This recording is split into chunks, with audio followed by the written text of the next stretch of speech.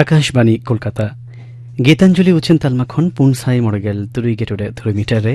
एहोबेना तिहिना सान्ताड़ी आखड़ा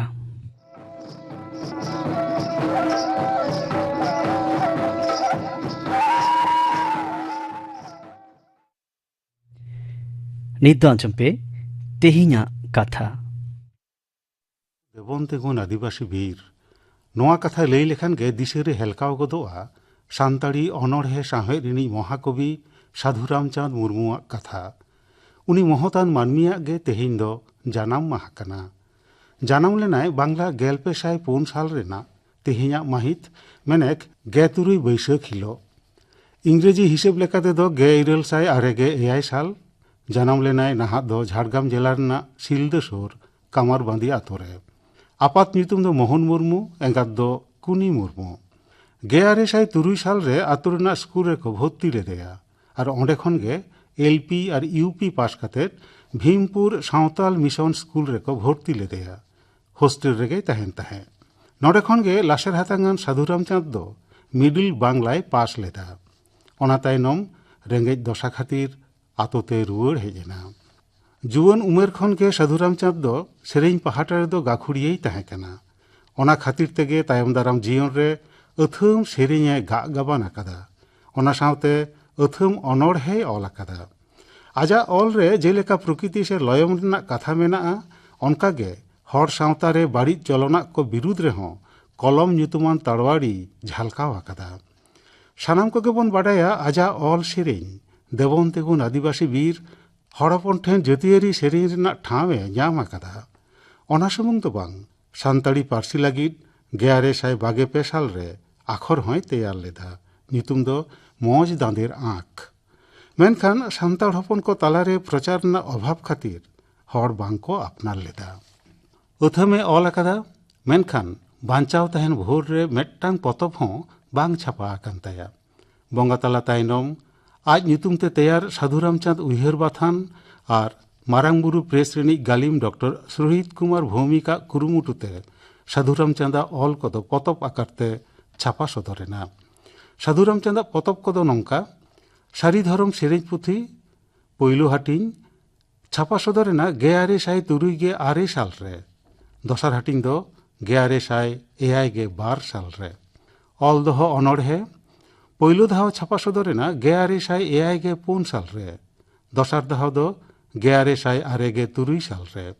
litre गोडेत छापा सदरेना 1906 साल रे गायन पतब संसार फेंद छापा सदर लेना 1912 साल रे ईश्वर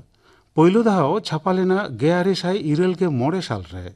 दसार धाव दो 1909 साल रे नुई महतान मानमी सान्ताड़ी साहेब रिनी महाकवि कवि गुरु नुई दो बांग्ला 1901 साल रेना आंघाड़ बंगा 22 माहित हिलो नोआ धुड़ी धरती बागी हटो काते जायजुग लगिद हाना परिषद पावड़ी लहा केद ताया मेनखान आजा अथम एनेम खातिर सान्ताड़ी साहेब नागाम रे साधु रामचंद मुर्मू दो मिड माइलस्टोन लेकागे जायजुग जियड़े ताहेना आंजम केदा पे तेहिना कथा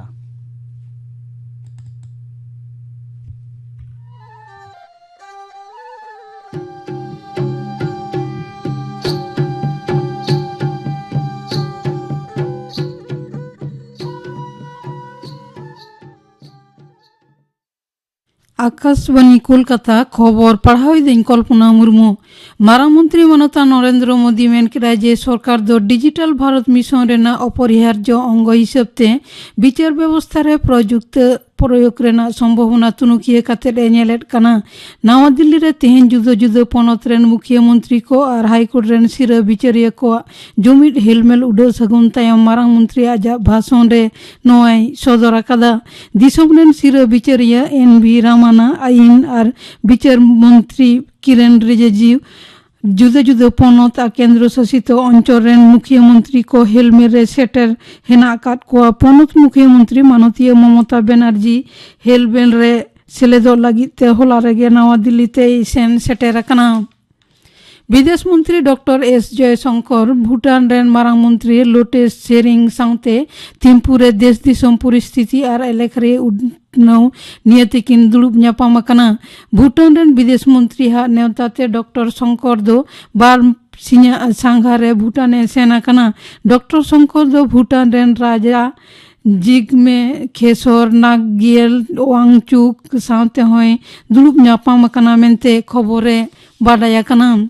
पनत सरकार दो बांग्ला शस्य बीमा पांथारे खुतियाकान आलू चाषी को क्षतिपूरण एमोग कामी एहब आकादा। नोआ लागिते पुइलु खेपरे हुगली पश्चिम मेदिनीपुर और बर्धमान जिला रेन चाषी को क्षतिपूरण एमोग कामी एहब आकाना। प्राथमिक भावते क्षतिपूरण बाबदते 100 करोड़ टाका बाखरा आकाना मेनते चाष दप्तरा खबरे बाडाय आकाना। तायम दाराम आरहों एटा जिला कोरेन खुतियाकान चाषी कोआ आलू परिमाण समीक्षा कते क्षतिपूरण अंक आरहों बढ़ाओआ। कॉलेज रे भर्ती नियते बड़ी नीट रुखिए रे पनत सरकार दो केंद्रीय भावते ऑनलाइन पद्धति ते कॉलेज रे भर्ती विषय नियते अहिबाबियत काना। लाफांग सेचेद दप्तरा सुपारिश मनाव कते नबान्न खन ने मुद्रेगे नवा विषय ते सबुज संकेत एम काना मेनते बाडाय आकाना। लाफांग सेचेद दप्तर रेन ऑफिसर को दाराकान हफ्ता रे नवा नियते को दुपुड़ुबा मेनते खबर। दिसोम रे दिनम कोरोना लोहजुरे तेज और किछुटा बढ़ती काना तबे गज लेखा दो कम आकाना। स्वास्थ्य मंत्रक रिपोर्ट रे सदर आकाना पारमेन 24 टाड़ांग रे नवा करते 2377 जना को लोहजुरी आकाना। निया अक्ते रे को बेस आकाना 2949 जना गज आकाना को 9 जना बेसो रेना हार 9.7 पुन हाटिंग। पश्चिम मेदिनीपुर सालबनी पीड़ाकाटा खन तेज सेता सेते माओवादी ऑल पोस्टर उद्धार आकाना। नवा निये पारमेन पे माहारे ओना एलेकारे बार धाव माओवादी पोस्टर उद्धार एना। पुलिस सुपर दिनेश कुमार सदर आकादा। गनगुनी खन उद्धार लेन पोस्टर को दो भुओ ताहे काना। मानमी को तालारे बर बतर सिरजेव का लगिते किछु हर नवा पोस्टर को लगाव ले ताहे काना मेनते बाडाय आकाना। नवा घटन रे पुलिस 6 जना को ग्रेप्तार आकाद कोआ। पनत रे जुदा जुदा जिला रे होला सिंगड़ सेते हयदा होय काना। हावड़ा हुगली पूर्वपार पश्चिम बर्धमान बीरभूम नदिया और उत्तर 24 परगना रे आदि जोर ललो सितुंग और हांसफांस गरम तायम होलाना हयदा मेसाते नासे सेरमा जड़ीते मानमी को कटी सुस्ती को नाम केदा। पूर्व बर्धमान रिया केतुग्राम चोरखी रे दारे रेना डर रपुट ᱧᱩᱨᱦᱟᱹᱛᱮᱱᱛᱮ 12 सेरमा उमरान मई मौसुमी खातुने गज आकाना। और मिटांग आतु रे दो ओड़ा रेना छात लंदुर ᱧᱩᱨᱦᱟᱹᱛᱮ मालती सोरेन ᱧᱩᱛᱩᱢᱟᱱ मिद जना आयु होड़े जखम आकाना।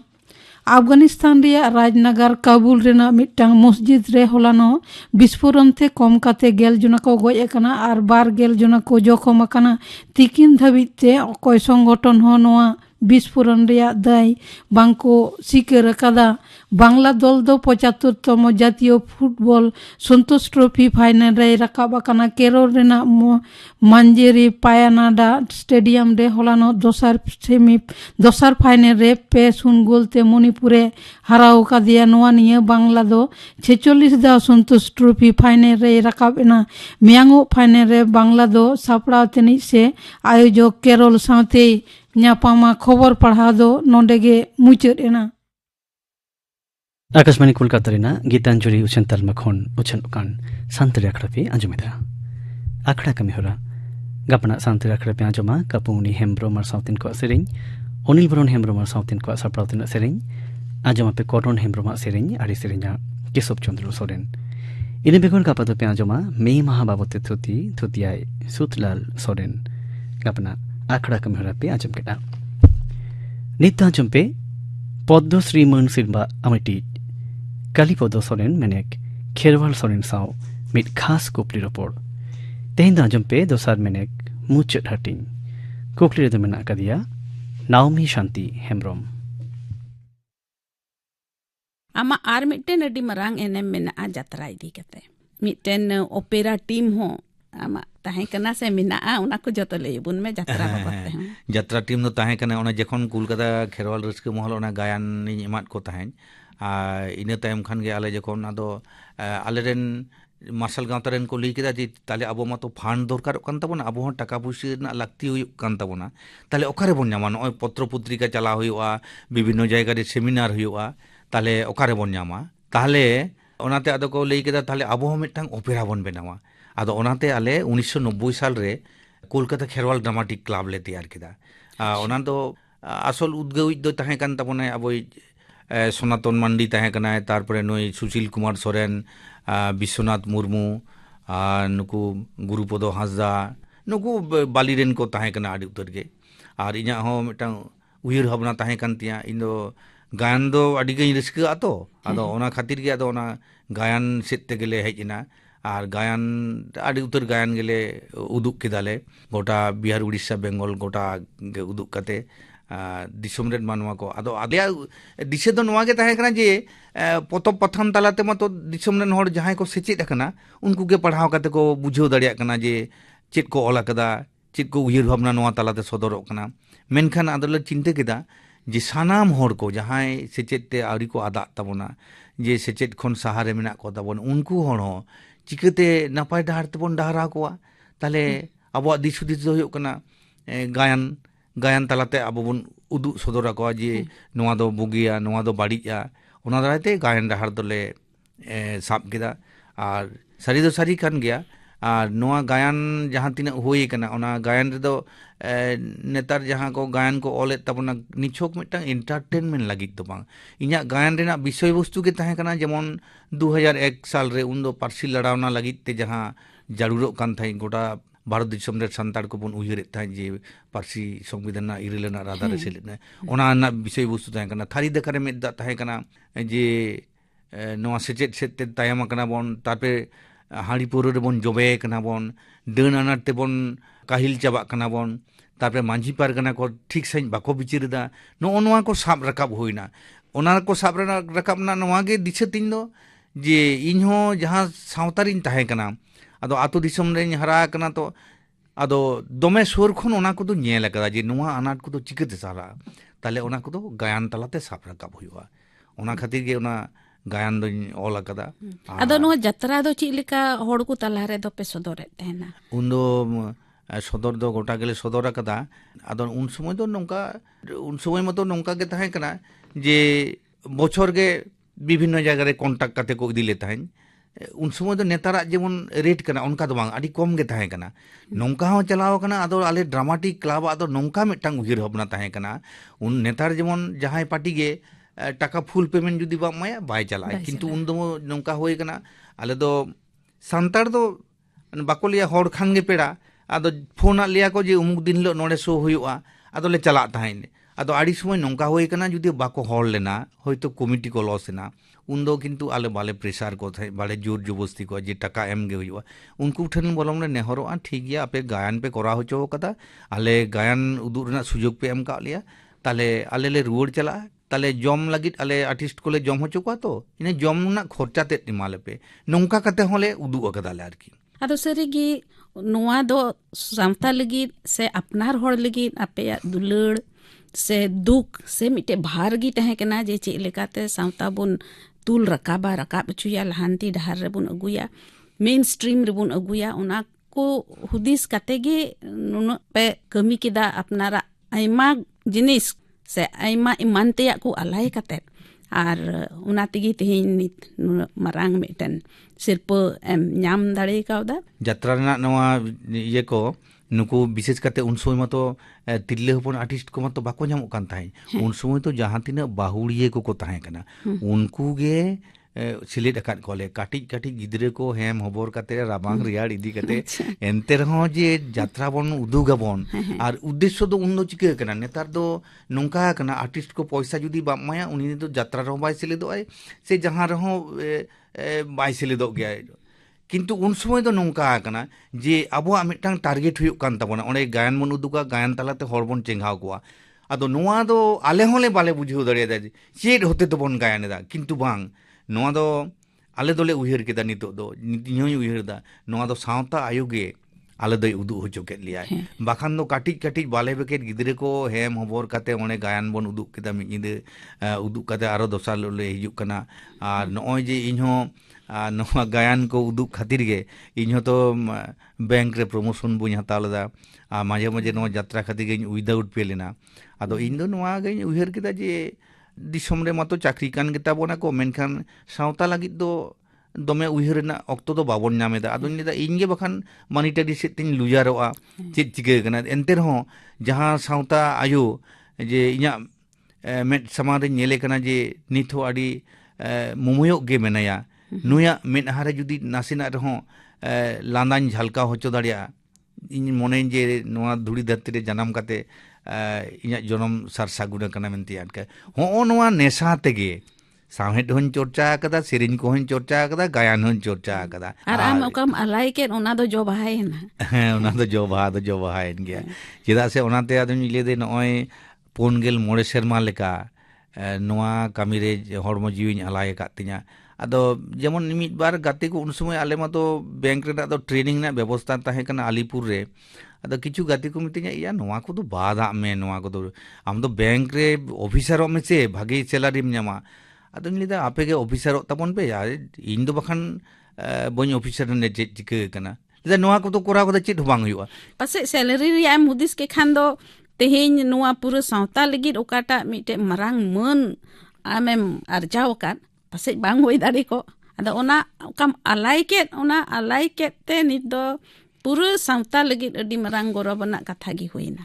एकदम अडी गौरवना कथा कान गे चेदा से नय तो जेखन राष्ट्रपति भवन चलावना आदो इन मतो अब जंगल महल खन से सांताड़ा सोसाइटी सांताड़ सावता खन चलाव कना ओंडे मतो नेल को जहां को लहा कना को जहां जीत को उनको जेखन को नेलेत को जे उनको हो लिटरेचर एवं एडुकेशन चितान रे पद्मश्री अवार्ड को जामेदा उनको मतो नेलेत को जे अडी दामी दामी होड़ कना को झोतो सिते को लहा कना मेनखान उनको संग जुदी तुलुज को आबन ओना सिते दो अब सानताड़ सोसाइटी दो अड़ी सित तेगे तायम कना बन आदो नय जे ओना दिन सनाम कोठन के जहां को आंजमेत ताबना उनको कोठन से नेहरिन दोया जे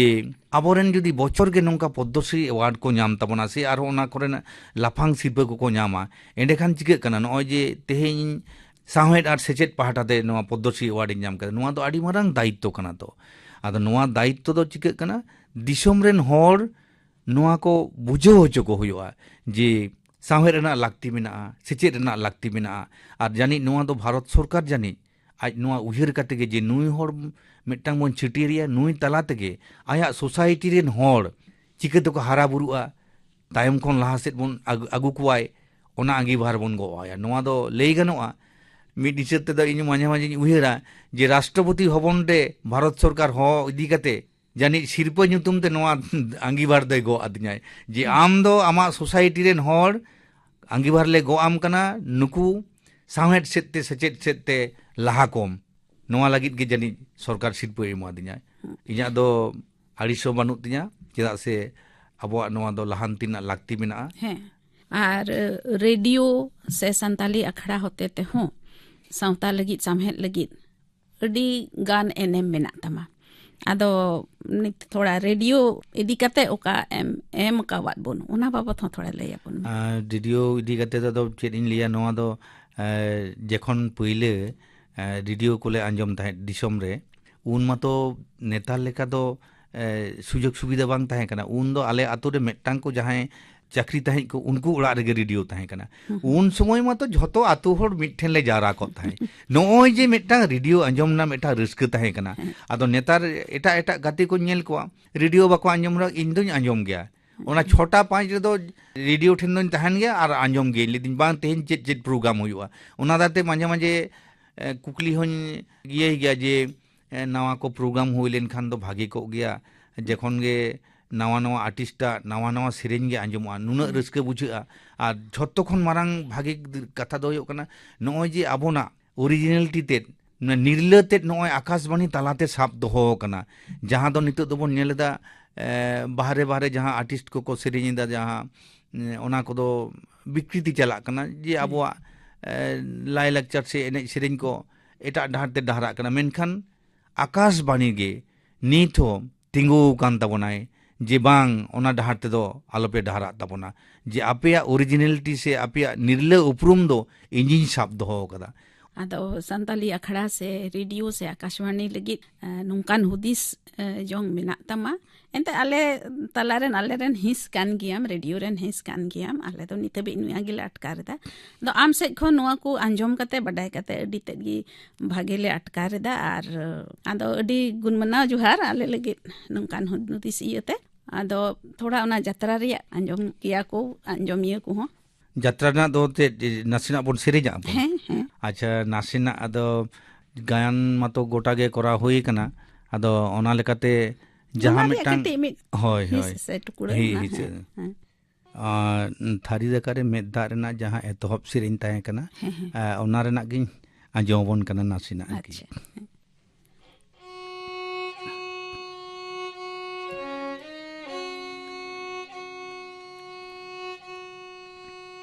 सोमाजी साड़ी में दालो पोपे हो ने हो सुसरिय बाकरा जोड़ो रे झोद पे ने हो लगरिय सीम साड़ी को राकेदा खेरवाला बाकुल रे सीम साड़ी को राकेदा खेरवाला बाकुल रे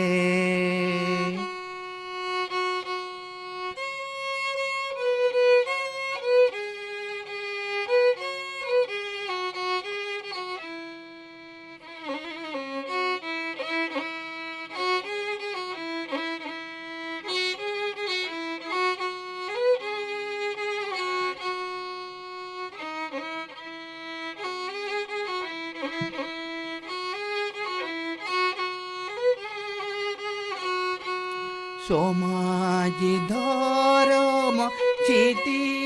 बीती जीवी जाला रे नाचारोड़ा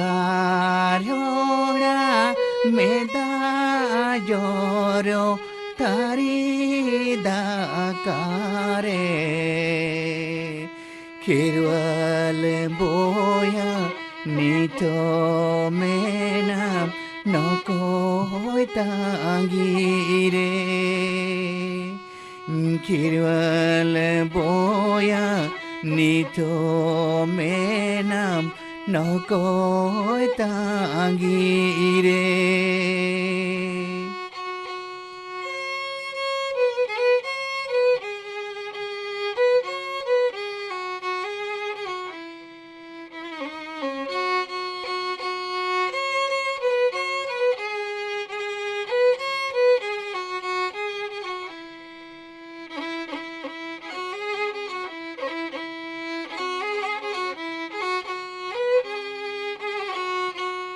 ओले मेंदे माया मामिनिगे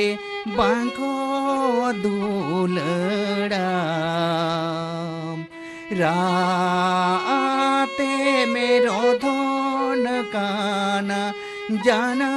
मामी चताम थारी दकारे हिडी मेदा जोरोता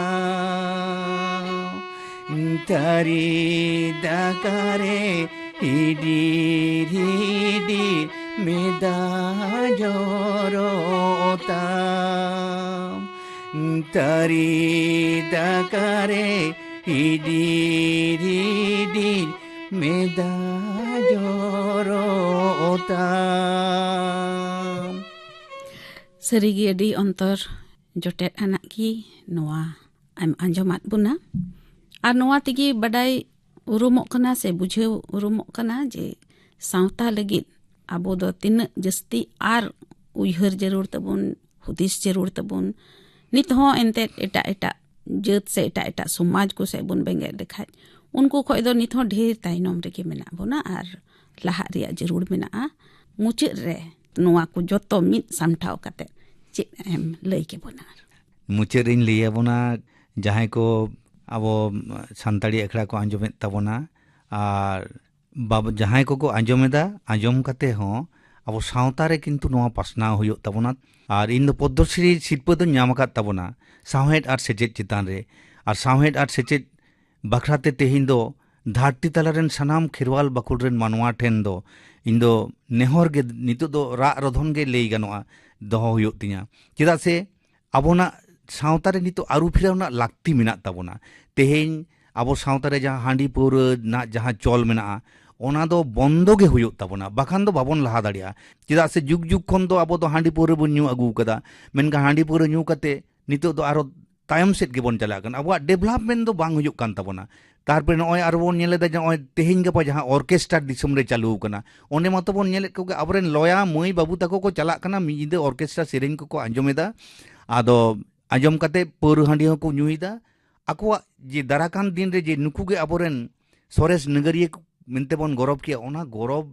ᱡᱟᱭᱜᱟ ᱫᱚ ᱵᱟᱝ ᱛᱟᱦᱮᱱ ᱠᱟᱱ ᱛᱟᱵᱚᱱᱟ ᱚᱱᱟᱛᱮ ᱱᱮᱦᱚᱨ ᱡᱟᱦᱟᱸᱭ ᱠᱚ ᱚᱨᱠᱮᱥᱴᱟᱨ ᱠᱚᱠᱚ ᱥᱟᱯᱲᱟᱣ ᱛᱟᱵᱚᱱᱟ ᱡᱟᱦᱟᱸ ᱟᱛᱳ ᱠᱚᱨᱮ ᱚᱱᱟ ᱚᱨᱠᱮᱥᱴᱟᱨ ᱨᱮᱫᱚ ᱵᱟᱹᱭ ᱵᱟᱹᱭ ᱛᱮᱵᱚᱱ ᱦᱟᱹᱯᱤᱫᱟ ᱟᱨ ᱦᱟᱺᱰᱤ ᱯᱟᱹᱣᱨᱟᱹ ᱪᱚᱞ ᱫᱚ ᱦᱟᱹᱯᱤᱫ ᱛᱮᱜᱮ ᱦᱩᱭᱩᱜ ᱛᱟᱵᱚᱱᱟ ᱱᱚᱣᱟ ᱤᱫᱤ ᱠᱟᱛᱮ ᱠᱷᱟᱹᱞᱤ ᱤᱧ ᱟᱢ ᱥᱮ ᱡᱟᱦᱟᱸᱭ